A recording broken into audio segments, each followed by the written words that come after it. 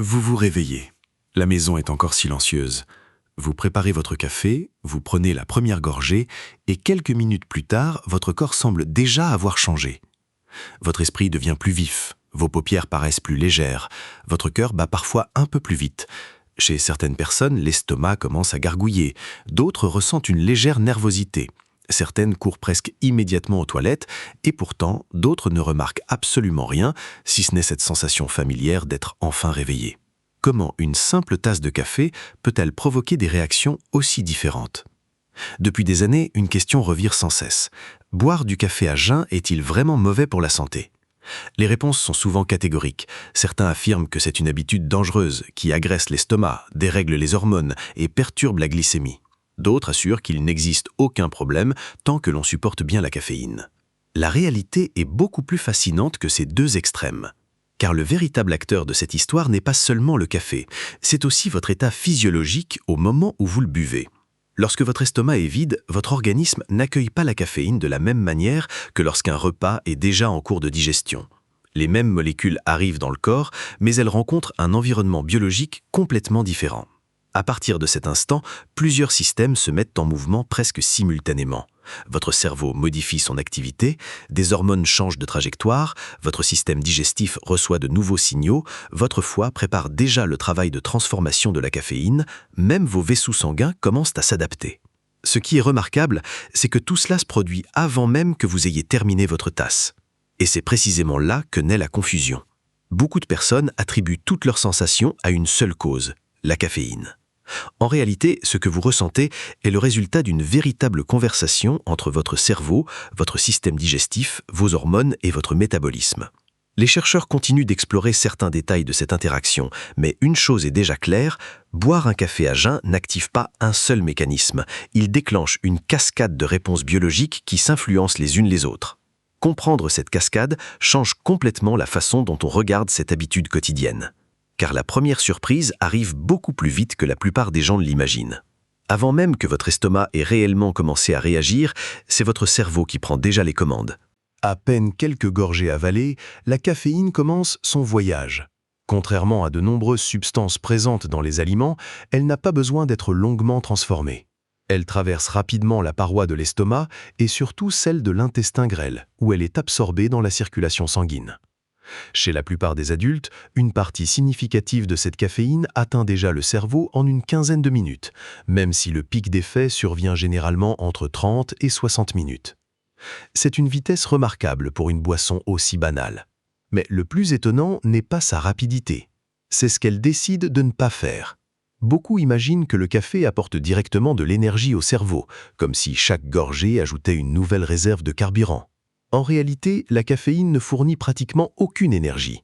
Elle ne contient presque pas de calories et ne nourrit pas les neurones. Son véritable pouvoir consiste à retirer un frein. Depuis votre réveil et même pendant toute la journée, une molécule appelée adénosine s'accumule progressivement dans votre cerveau. Plus elle s'accumule, plus elle se fixe sur des récepteurs spécialisés qui ralentissent naturellement l'activité cérébrale. Ce mécanisme fait partie du système qui construit progressivement la sensation de fatigue. La caféine possède une structure suffisamment proche pour se fixer sur ces mêmes récepteurs, sans les activer. Elle agit comme une clé qui entre dans une serrure sans ouvrir la porte. Les récepteurs sont occupés, mais l'adénosine ne peut plus transmettre efficacement son message. Le résultat est immédiat. Les neurones retrouvent un niveau d'activité plus élevé. Certaines régions cérébrales deviennent plus réactives. Vous avez l'impression que votre esprit s'éclaircit. Des études utilisant l'imagerie cérébrale montrent que cette simple interaction modifie déjà les réseaux impliqués dans l'attention, l'élevage et certaines fonctions exécutives. Vous ne créez pas de nouvelles capacités intellectuelles, vous retirez temporairement une partie du signal biologique qui vous incite au repos. Cette différence est essentielle. Le café ne fabrique pas de l'énergie.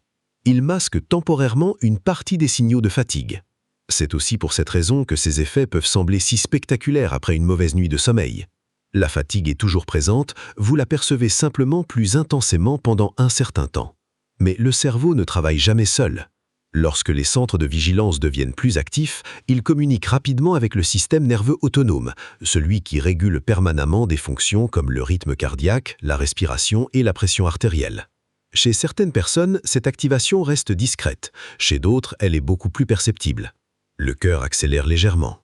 Les mains deviennent un peu plus chaudes ou parfois plus froides selon la réponse vasculaire. La respiration paraît plus profonde. La concentration augmente. Parfois, une légère agitation apparaît. Cette variabilité intrigue les chercheurs depuis longtemps. Deux personnes peuvent boire exactement la même quantité de café au même moment et ressentir des effets très différents.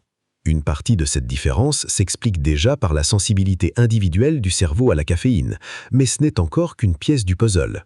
Car pendant que votre cerveau devient plus alerte, un autre organe reçoit lui aussi un message puissant. Et lorsque cet organe est totalement vide depuis plusieurs heures, sa réponse peut transformer toute l'expérience du café. C'est à ce moment-là que l'estomac entre véritablement en scène. Pendant que votre cerveau profite déjà des effets de la caféine, une autre histoire commence, plus bas, votre estomac. Après plusieurs heures sans manger, il n'est pas complètement inactif. Il continue de produire de petites quantités d'acide, de mucus protecteur et d'hormones digestives. Il est dans un état d'attente. Les muscles de sa paroi réalisent encore des contractions régulières, comme un système de maintenance qui se prépare au prochain repas. Puis arrive le café. Contrairement à une idée répandue, ce n'est pas seulement la caféine qui attire l'attention de l'estomac. Le café est un mélange extrêmement complexe. Les chercheurs y ont identifié plus d'1 millier de composés chimiques, dont des acides organiques, des polyphénols, des mélanoïdines formées lors de la torréfaction et de nombreuses molécules aromatiques. Certaines d'entre elles peuvent stimuler les cellules digestives indépendamment de la caféine. Autrement dit, même un café décaféiné peut provoquer certaines réponses digestives. C'est une première idée qui surprend souvent. Lorsque ces composés atteignent l'estomac, ils favorisent la libération de signaux qui augmentent la production d'acide gastrique. Cet acide, principalement composé d'acide chlorhydrique, est indispensable à la digestion. Il commence à déplier les protéines alimentaires et crée un environnement capable d'activer plusieurs enzymes digestives. Mais ici, un détail change tout. Il n'y a pas encore d'aliments à digérer. Chez une personne en bonne santé, cela ne signifie pas automatiquement que l'acide va endommager l'estomac. Sa paroi est protégée par une couche de mucus riche en bicarbonate qui agit comme un véritable bouclier chimique. Les cellules de la muqueuse se renouvellent également rapidement afin de maintenir cette protection. C'est pourquoi les études disponibles ne montrent pas que boire du café à jeun provoque, à lui seul, des ulcères chez des personnes dont l'estomac est sain. Les ulcères sont généralement associés à d'autres facteurs, comme une infection par Helicobacter pylori ou l'utilisation prolongée de certains médicaments anti-inflammatoires. Voilà un premier renversement d'idées. Pendant longtemps, beaucoup ont pensé que le café brûlait directement l'estomac. En réalité, la situation est beaucoup plus nuancée. Pour la majorité des personnes en bonne santé, l'organisme possède des mécanismes de protection remarquablement efficaces. En revanche, ces mécanismes ne rendent pas tout le monde insensible. Chez certaines personnes souffrant de reflux gastro-œsophagien, de dyspepsie fonctionnelle ou d'une sensibilité digestive particulière, cette augmentation de l'acidité peut accentuer une sensation de brûlure, de lourdeur ou d'inconfort. Ce n'est pas parce que le café crée une maladie, mais parce qu'il peut amplifier un terrain déjà sensible. C'est là que l'expérience personnelle devient très différente d'un individu à l'autre. Mais l'estomac ne se contente pas de produire davantage d'acide. Il accélère aussi la communication avec le reste des tubes digestifs.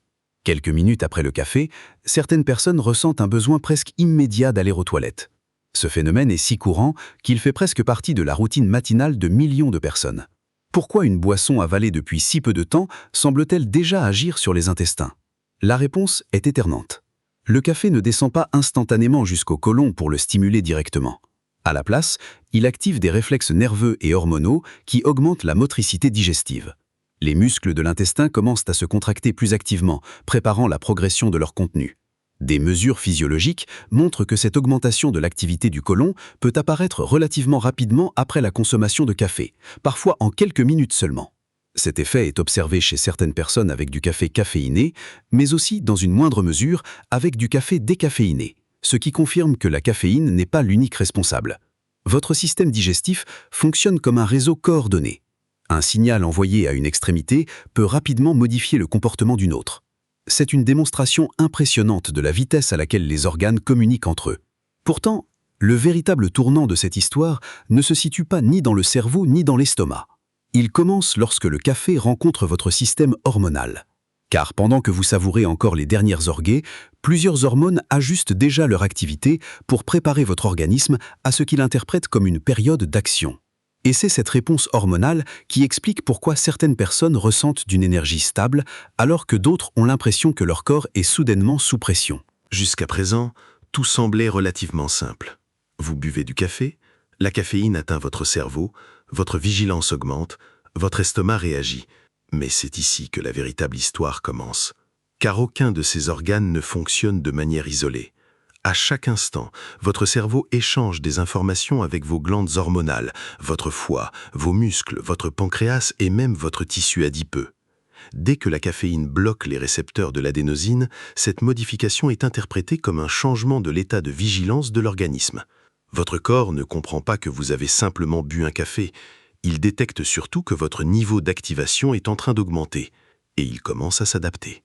C'est le moment où le système nerveux sympathique, celui qui prépare l'organisme à l'action, prend un peu plus de place. Cette activation reste généralement modeste chez une personne en bonne santé. Pourtant, elle suffit à modifier plusieurs paramètres en quelques minutes.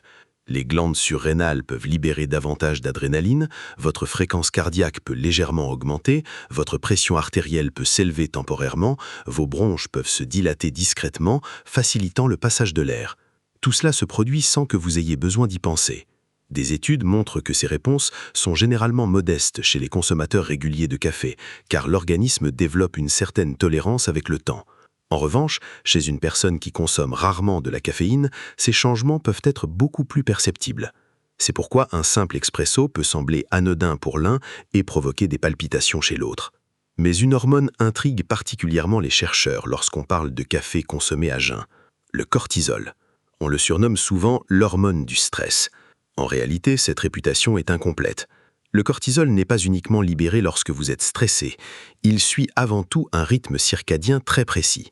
Chez la plupart des personnes, son taux augmente naturellement avant le réveil, atteint un pic environ 30 à 45 minutes après l'ouverture des yeux, puis diminue progressivement au fil de la journée. Pourquoi ? Parce que le cortisol participe au démarrage de votre journée. Il aide à mobiliser l'énergie, à maintenir la pression artérielle et à préparer le cerveau à être pleinement fonctionnel. Autrement dit, votre organisme possède déjà son propre mécanisme naturel de réveil. Alors que se passe-t-il lorsqu'un café arrive précisément dans cette période ? Pendant longtemps, on a affirmé que boire du café à jeun provoquait une explosion de cortisol dangereuse pour tout le monde. Les recherches actuelles racontent une histoire beaucoup plus nuancée. Chez les consommateurs occasionnels, la caféine peut effectivement augmenter transitoirement la sécrétion de cortisol, surtout lorsqu'elle est consommée le matin. Mais chez les consommateurs réguliers, cette réponse tend à diminuer avec l'habitude. L'organisme apprend progressivement à moduler cette réaction. Encore une fois, la biologie refuse les règles absolues. Ce qui est vrai pour une personne ne l'est pas nécessairement pour une autre.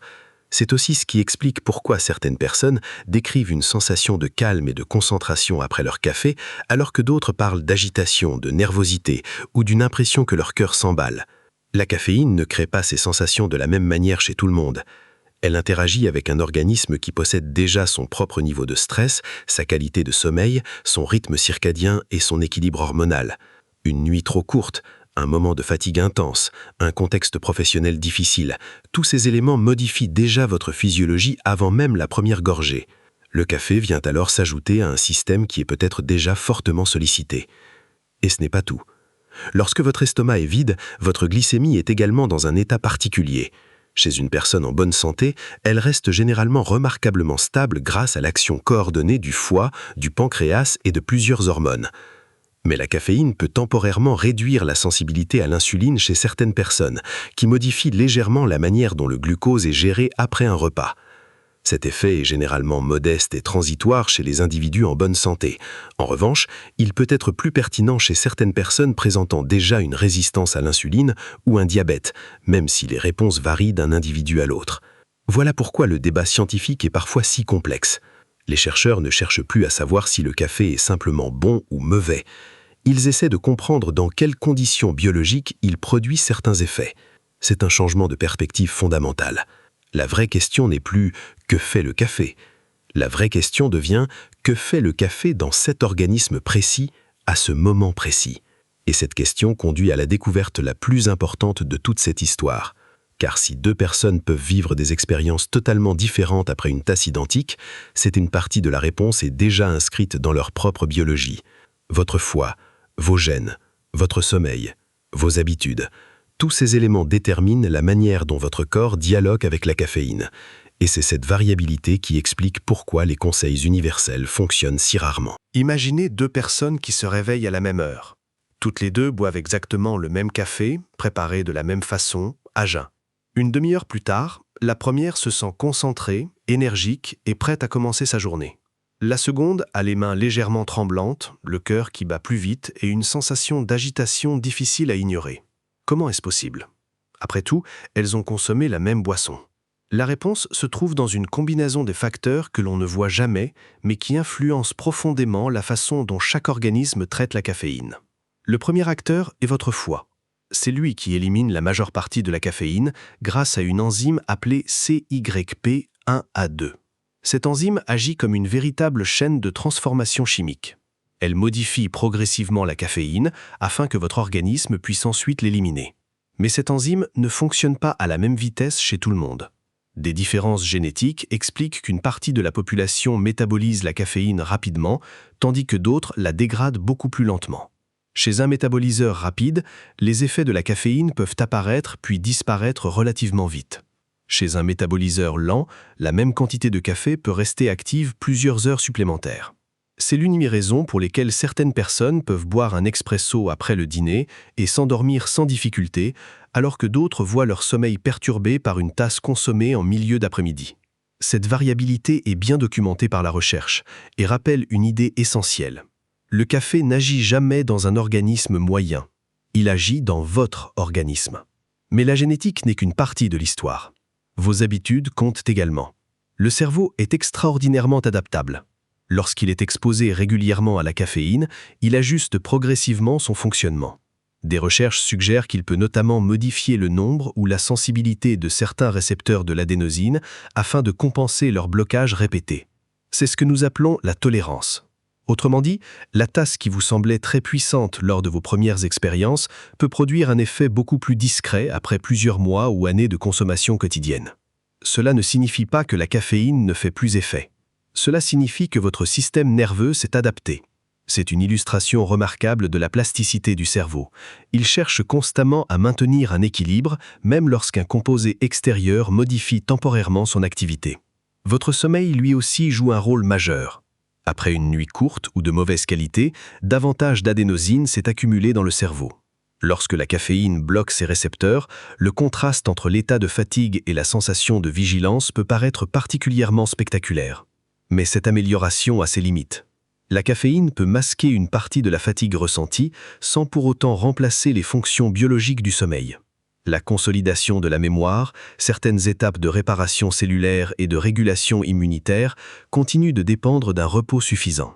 Autrement dit, la sensation d'être plus éveillé n'est pas toujours synonyme d'une récupération complète. C'est une distinction importante. Vous pouvez vous sentir performant alors que certains processus de récupération sont encore en cours. Le niveau de stress influence également la réponse au café. Si votre système nerveux est déjà fortement sollicité par une période de tension, un manque de sommeil ou une charge mentale importante, l'effet stimulant de la caféine peut être perçu plus intensément. À l'inverse, chez une personne bien reposée, active physiquement et habituée à sa consommation de café, cette même tasse peut apporter simplement une légère amélioration de la vigilance sans un confort particulier. Voilà pourquoi les recommandations universelles sont souvent décevantes. Dire que le café à jeun est toujours bénéfique serait scientifiquement inactard.